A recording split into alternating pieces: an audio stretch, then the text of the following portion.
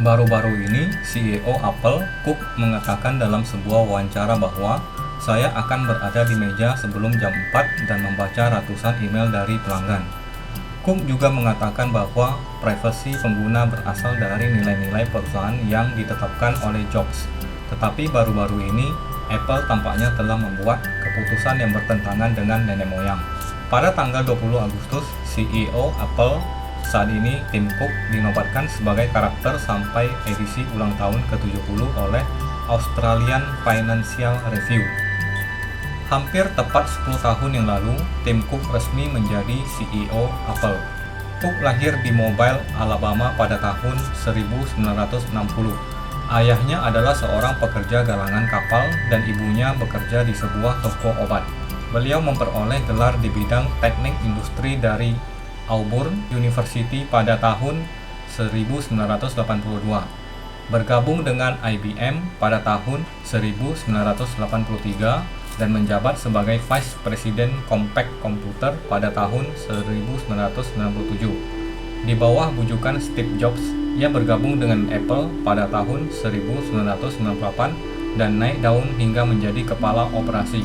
Dia menjadi COO pada 2005 dan secara resmi menggantikan CEO Apple pada Agustus 2011. Jika Jobs adalah seorang jenius yang kreatif dan inovatif, memimpikan produk revolusioner dan mendorong para desainer dan insinyurnya untuk membuat terobosan. Kemudian Cook adalah orang yang membeli lahan, memastikan kontrol kualitas pabrik, mengurangi biaya, dan mengontrol inventaris. Meskipun ini adalah tugas penting bagi Apple, ini jauh dari jenis inspirasi menarik yang diberikan Jobs kepada orang-orang. Pada tanggal 5 Oktober 2011, Steve Jobs meninggal dunia pada usia 56 tahun. Pada saat itu karyawan menerima pemberitahuan push di ponsel mereka, dan kemudian semua orang secara naluriah masuk ke taman utama di antara semua bangunan.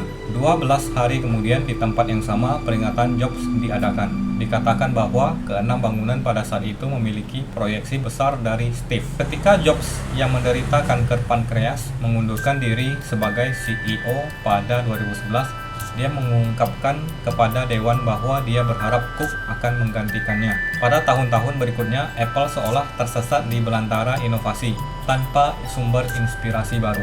Namun, 10 tahun kemudian, Apple telah menjadi perusahaan paling berharga di dunia. Pada Agustus 2018, nilai pasar melebihi 1 triliun dolar AS.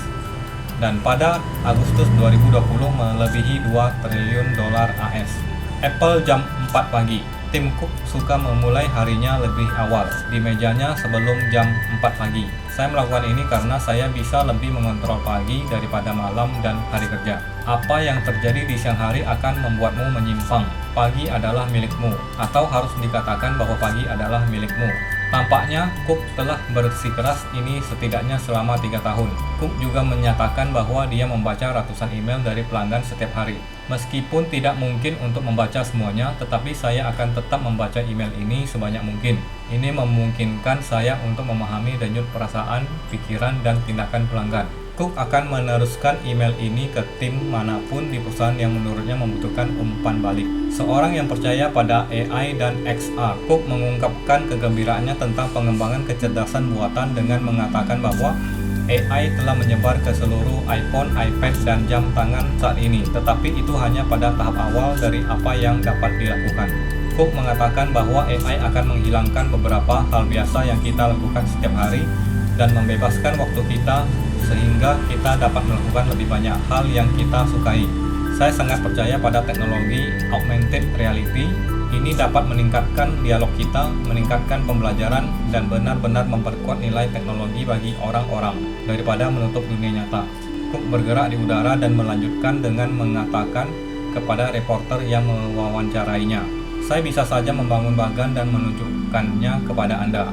Ketika Cook berkata, "Saya bisa," dapat dipastikan bahwa tim besar insinyur Apple sedang bekerja keras untuk mencapai tujuan ini, dan mungkin akan segera tercapai. Balikan wajah dengan Zuckerberg.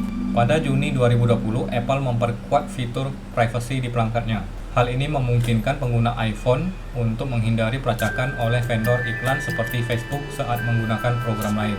Jelas ini sangat bertentangan dengan model iklan raksasa media sosial Facebook dan raksasa pencarian Google. Facebook mengatakan ini untuk keuntungan, bukan untuk privasi.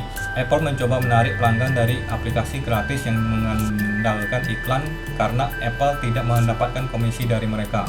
Namun, Cook kembali dengan nama di sebuah konferensi tentang komputer dan privasi di Brussels. Ekosistem perusahaan dan pialang data yang saling berhubungan, berita palsu dan komunikator, pelacak dan pedagang asongan yang hancur yang ingin menghasilkan uang cepat telah muncul dalam hidup kita lebih dari sebelumnya. Pada saat informasi palsu dan teori konspirasi merajalela, kita tidak bisa lagi menutup mata terhadap teori teknologi yang percaya bahwa semakin lama partisipasi, semakin baik. Semua tujuannya adalah untuk mengumpulkan data sebanyak mungkin. Akibatnya, ini juga membuat hubungan antara Cook dan Mark Zuckerberg ke dasar. Cook berkata, 10 tahun yang lalu, privasi adalah masalah khusus. Tapi sekarang ini adalah salah satu masalah utama di benak orang. Karena orang tahu bahwa internet telah menjadi alat pengawasan dalam banyak kasus, dan pembuatan file terperinci dari orang-orang telah ini jauh melampaui hal yang masuk akal. Tentu saja, kampanye anti pelacakan Cook dengan cepat menjadi alat pemasaran yang sukses. Jika Anda memasang pintu belakang dalam suatu sistem, siapapun dapat menggunakan pintu belakang. Oleh karena itu, Anda harus memastikan bahwa sistem itu sendiri kuat dan tahan lama. Jika tidak, Anda dapat melihat apa yang terjadi di bidang keamanan. Setiap hari Anda akan melihat kerentanan atau berita ransomware. Cook mengatakan bahwa kendali Apple atas App Store juga untuk memastikan privasi dan keamanan. Segala bentuk regulasi harus didasarkan pada kebaikan pengguna. Regulasi perlu meningkatkan taraf hidup masyarakat, seperti halnya sebuah penemuan atau teknologi perlu meningkatkan taraf hidup mereka. Teknologi menjadi buruk. Teknologi itu sendiri tidak ingin berbuat baik, juga tidak ingin menjadi buruk. Itu netral. Cook mengatakan bahwa di tangan penemu dan pengguna digunakan untuk berbuat baik atau tidak untuk berbuat baik tergantung pada kreativitas, empati, dan semangat orang-orang di balik teknologi. Selain itu, ketika Apple membuat sesuatu, itu akan memastikan untuk menghabiskan banyak waktu dengan hati-hati, memikirkan bagaimana itu akan digunakan. Dan ini diturunkan dari nilai-nilai perusahaan yang diterapkan oleh Jobs.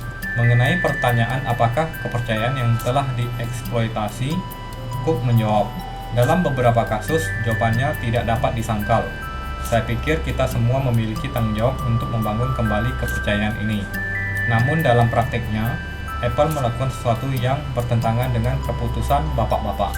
Meskipun rencana Apple untuk mengintip foto iCloud pengguna baru-baru ini mulai berkembang, jelas bahwa beberapa pengembang telah menemukan kode program yang relevan di iOS 14.3 yang dirilis tahun lalu. Daftar prestasi tim Cook. Setelah menjabat sebagai CEO selama 10 tahun, Cook menenangkan lawan yang percaya bahwa perusahaan terlalu bergantung pada iPhone. Pada tahun fiskal 2020, pendapatan dari iPhone adalah 138 miliar dolar Amerika Serikat. Mac adalah 29 miliar dolar Amerika Serikat.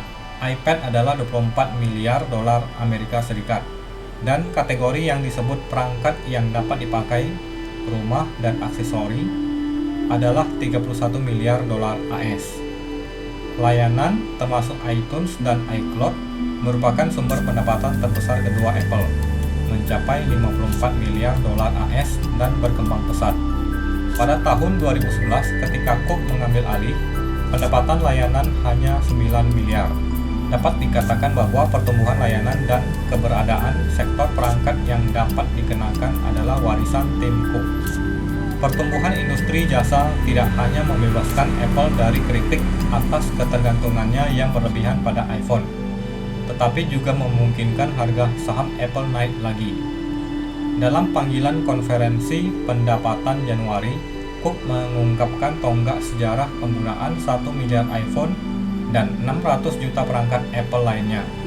Cook mengatakan bahwa filosofi kepemimpinannya adalah menjadi pelatih yang baik. Orang tidak mencari untuk diberitahu apa yang harus dikatakan. Mereka mencari inspirasi, mereka mencari untuk menjadi bagian dari sesuatu yang lebih besar dari diri mereka sendiri.